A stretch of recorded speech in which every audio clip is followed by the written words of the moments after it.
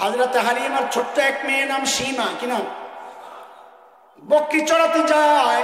একদিন বকরি নিয়ে ঘরে ফেরত আসতে আসতে একটু দেরি হয়ে গেছে। হালিমা রাগ করছেন, কারণ এটা তো টেনশন, মেয়ে মানুষ দেরি করলে এটা তো আরো টেনশন। এত দেরি করো কেন, আগে আসতে পারো না? বাপরে চেতা দিছে, মাইয়াও গরম হয়ে গেছে। কাম করায় আবার আমার চেতা দিয়ে দেন, কামের বলা বান্ধে বহা দেওয়া যায় না, চেতে যায়। কাম করা আবার আমার বহা দেয়, করুন না। তোমার বকরি লাই তুমি যাও, আরে সীমায় গেছে খেপা, কত বলে তুমি যাও। হযরত হালিমা বলছেন, তোরে কোন জায়গায় ধরন লাগবে? মানুষ কাউকে ঘায়েল করতে তার নরম জায়গা, নরম পয়েন্ট যেটা, ওখানে ধরে। হযরত হালিমা জানেন সীমার নরম পয়েন্ট কোনটা। যাইবা না, বকরি লইয়া যাইবা না, যাইও না, আমার কি? তোমার কুরাইশি ভাই না খায়া মরবো, আমার কি? ও আল্লাহ, যে এটা কইছে সীমা তো না যাবো, কারণ কুরাইশি ভাইয়ের মহব্বতে দিলে ভরা। ইতিমধ্যে একটা মহব্বত খাতির তৈরি হয়ে গেছে ভাইয়ের লোকে। যাবো মা, যাবো। মাইয়াও পণ্ডিত কম না, মা যে ভাইয়ারে ঢাল বানাইছো ওই ভাইয়ারে লগে করে লয়ে যাবো। হযরত হালিমা বলে, একা যাই এই বকরি সামলাইতারো না, আবার ভাইয়া লয়ে যাইবা, কাম পাও না খাইয়া লইয়া। তখন হযরত সীমা কি বলেন শুনে। হযরত সীমা বলেন, মা আগের গল্প তোমারে শোনাই নাই রে মা। বলে কি হয়েছে? যে আরেকদিন ভাইয়ারে নিয়ে গেছিলাম না, আমি ভাইয়ারে বুকে নিয়ে সামনের দিকে আগাচ্ছি, যে অন্য দিনের মতো বকরিগুলারে ধরাও লাগে নাই, ডাক দেওয়া লাগে নাই, সবগুলো আমার পেছনে পেছনে লাইন ধরে ধরে চলেছে। এরে মা, মাঠের মধ্যে বসে ভাইয়ারে কোলে নিয়ে আমি যখন ভাইয়ার মুখটাকে কাছ থেকে দেখতেছিলাম, নজর ফিরাইতে পারি না। আরে কি সুন্দর আল্লাহ বানাইছে। মারে দেখতে দেখতে কখন যে দিন শেষ হয়ে গেছে আমার খবর নাই। হঠাৎ মাথা উঠায় দেখি আলো আদারি অন্ধকার হয়ে গেছে। কলিজা মোচড় দিছে, আরে না জানি আমার বাহন গুলা হারিয়ে গেছে। কিন্তু মা কি দেখলাম জানি? আমি আমার মাথা উঠায়া দেখি, আমি আমার ভাইয়ের চেহারার দিকে যেভাবে তাকায়া ছিলাম, সবগুলো বকরি চারদিক থেকে লাইন ধরে গোল হইয়া ওইভাবে আমার ভাইয়ার চেহারার দিকে তাকায়া হয়েছে। আরে কি সুন্দর বানাইছেন আল্লাহ তাআলা, আরে কি সুন্দর। আরে বরকত দিয়েছেন তো সারা। কি বরকত? বরকতের কথায় ঢুকলে অনেক লম্বা সময় লাগে, আমি ছোট্ট একটা বলি। হযরতে আমেনা পেটে বাচ্চা, জমজমের কাছে যখন পানি উঠাইতে যাইতে, এই পোলাবেন কত কুয়ার পানি উপরে থাকে না নিচে, কিন্তু হযরত আমেনা যখনই কুয়ার কাছে যাইতেন পানি আস্তে উপরের দিকে উঠে দিত, আবার চলে আসলে আবার জায়গা চলে যেত। মক্কার মেয়েরা বলতো, আমেনা তুমি একটু থাকো, একটু থাকো, তুমি থাকতে থাকতে আমরা পানি উঠাই, তুমি চলে গেলে পানি আবার নিচে যায়, আমরা উঠাইতে কষ্ট হয়। বরকত আর বরকত। হযরত হালিমাতুস সাদিয়া রাদিয়াল্লাহু আনহার কথা আপনারা জানেন, দুধমা তায়েফ থেকে যখন আসছে, গরিব মানুষ ছিলেন, বাহনটা ছিল দুর্বল। সবার পিছনে পিছনে আয়েশা খবর পাইছে যে মক্কায় ধনী ঘরের ছেলে পেলে যা আছে সবাই আগে আগে লয়ে দিচ্ছে, কারণ ধনী ঘরের ছেলে নিতে পারলে পয়সা বেশি পাই, লালন পালনের বিনিময়ে পয়সা কামায়। আয়েশা শুনেন কোন ছেলে নাই, একটা বাচ্চারে কেউ আনতে যায় নাই, এতিম, খরচ কে দিবে? আসলে কপাল খুলছে, আসলে। হযরত হালিমাতুস সাদিয়া বলেন, আমি আমার স্বামীকে বললাম টাকা পয়সা লাগবে না, চলেন ওই এতিমদারে লইয়া যাই। বলে আমি যখন ওই আমার দুলালকে আনতে তার মায়ের কাছে গেলাম, বোন আমিনার ঘরে বাচ্চাটা শোয়ানো ছিল, চেহারার দিকে তাকায় আমার কাছে মনে হচ্ছে এটা সাধারণ কোনো মানুষ না, যেন আসমানের চাঁদের টুকরা। চোখ ফিরাতে পারি না, দৌড়ে যায় বুকের সাথে জড়ায় নিলাম। আমার তখন মনে হচ্ছিল বাচ্চাটাও যেন আমারে জড়ায়া ধরছে, আসলে নিজেই শক্ত করে ধরছে। যে বলে স্বামীরে বললাম, বড় কিছু পায়া গেছি, চলেন, টাকা পয়সা লাগবে না। ও যুবক, কথাগুলো একটু খেয়াল করে শোনো। হযরতে আমেনা বলেন, আমি যখন আমার ওই দুর্বল বাহনের উপর যায় উঠলাম, দেখলাম আমার কুরাইশি দুলাল আমার বউকে আমার স্বামী সামনে উঠছে। চালক চালক চালক কই থাকে, সামনে উঠছে। যেই না আমার স্বামী উঠে বসেছেন অমনি বাহনটা ধপাস করে বসে বসছে। বসার নমুনায় আমার ভালো লাগে নাই, কেমন কেমন জানি একটু লাগতেছে। আরে বাহন তো এত দুর্বল না যে এই পিচ্চির ভারে বাহনটা বসে যাবে, কারণ এই বাহন দিয়েই তো দুইজনে তাইফ থেকে আসছে। আমি আমার স্বামীকে বললাম দেখি একটু নেমে দাঁড়ান তো। যেই না আমার স্বামী একটু নেমে দাঁড়ালেন অমনি বাহন আবার লাফ দিয়া দাঁড়ায় গেছে। হযরতে আমেনা বলেন লাফের নমুনা আমার কাছে মনে হচ্ছে ঘটনা অন্য কিছু। স্বামীরে বললাম দেখি আবার একটু উঠা বসেন তো দেখি। বলে যেই না আমার স্বামী আবার বাহনের মধ্যে উঠে বসলেন অমনি বাহন আবার ধপাস করে বসে বসছে।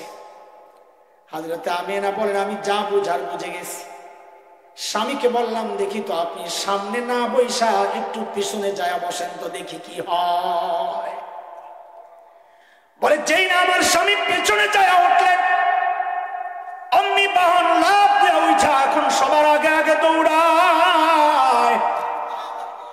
আল্লাহ আমার নবীর ইজ্জত দিছেন, হালিমারে ডাক দিয়ে যেন আল্লাহ জানাইয়া দিছেন রে হালিমা আমার দোস্ত শিশু তাই বুঝি তোর জামাই পিঠ দিয়া বসছে।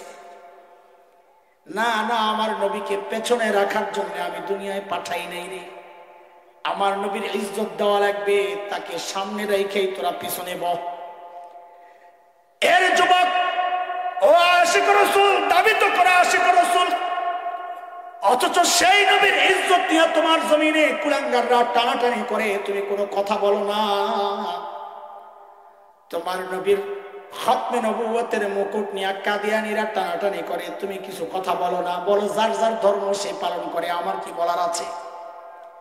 একজন ইমানদার এইরকম বেয়াদবদের বেয়াদবি সইতে পারে না।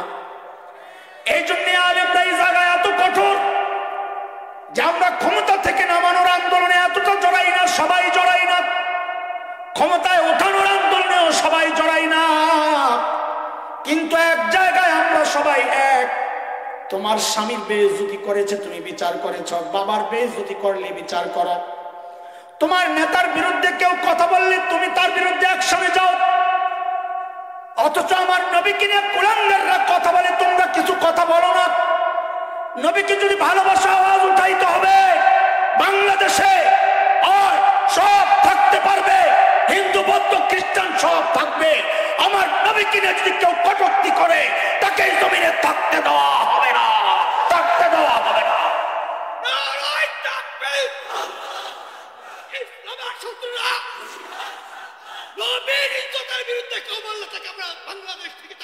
ইনশাআল্লাহ মুহতারাম হাজিরিন, হযরত হালিমার বাহন এখন সবার আগে আগে দৌড়ায়। তাইফের মেয়েরা অবাক হয়ে তাকায় জিজ্ঞেস করে রে হালিমা বাহন কি পাল্টাইছো নাকি আগেরটা?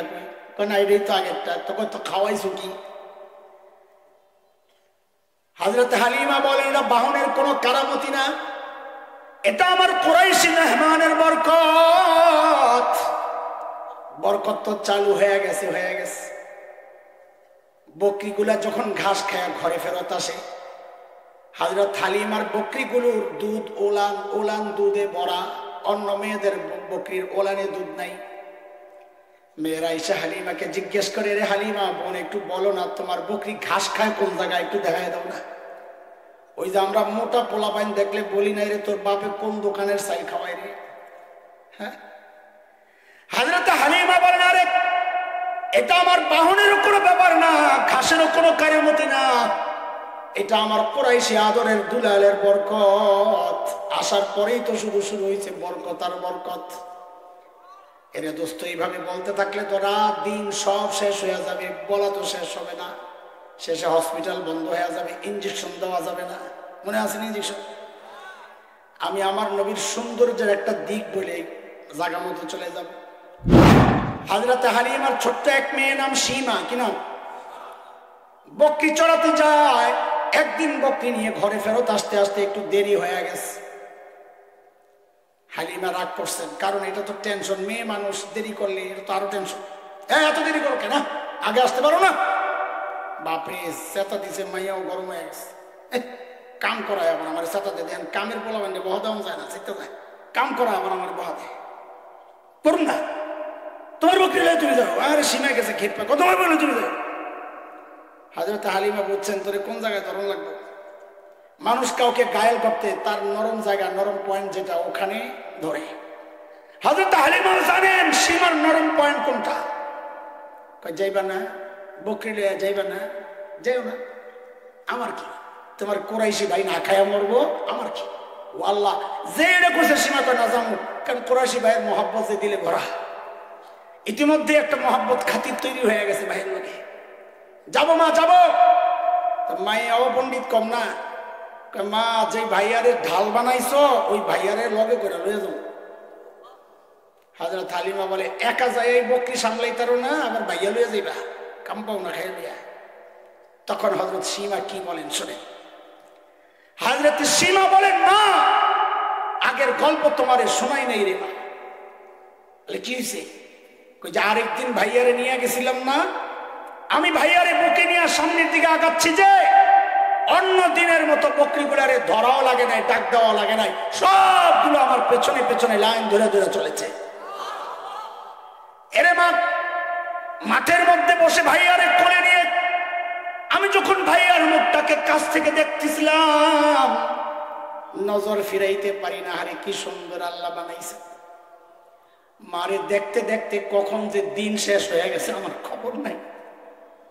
হঠাৎ মাথা উঠায় দেখি আলো আদারি অন্ধকার হয়ে গেছে, কলিজা মোচড় দিছে, আরে না জানি আমার বাহন গুলা হারিয়ে গেছে। কিন্তু মা কি দেখলাম জানুনি?